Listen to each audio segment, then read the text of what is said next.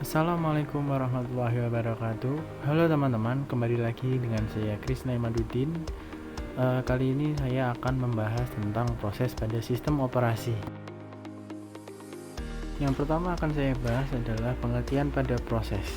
Proses pada sistem operasi berisikan instruksi, program counter, data, register proses, alamat pengiriman, stek data, dan variabel pendukung lainnya.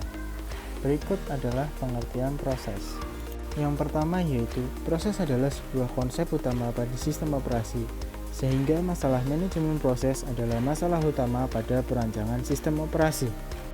Yang kedua, proses adalah program yang sedang dieksekusi.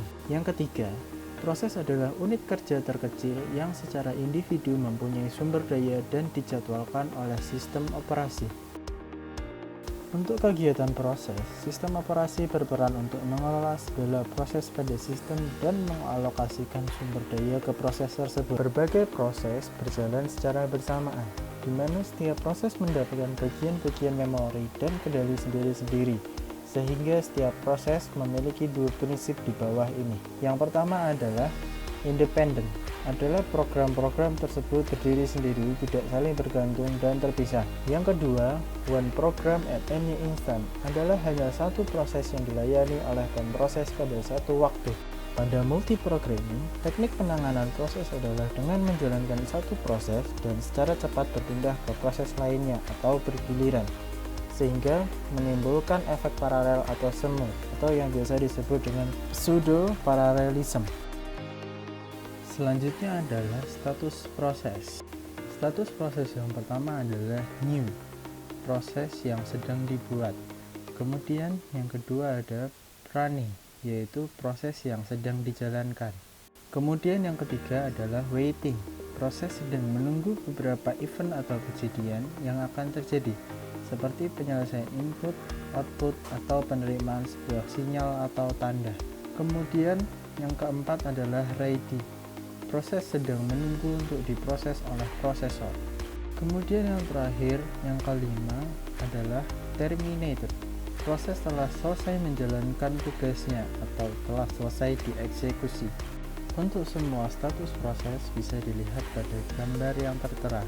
Kemudian setiap proses digambarkan oleh sistem operasi dengan menggunakan proses control pad atau yang disebut dengan PCB. PCB hanya berfungsi sebagai tempat penyimpanan informasi yang dapat bervariasi dari proses yang satu dengan yang lain. Informasi yang terdapat pada proses yang pertama adalah status proses. Status proses terdiri dari new, ready, running, waiting, dan terminated.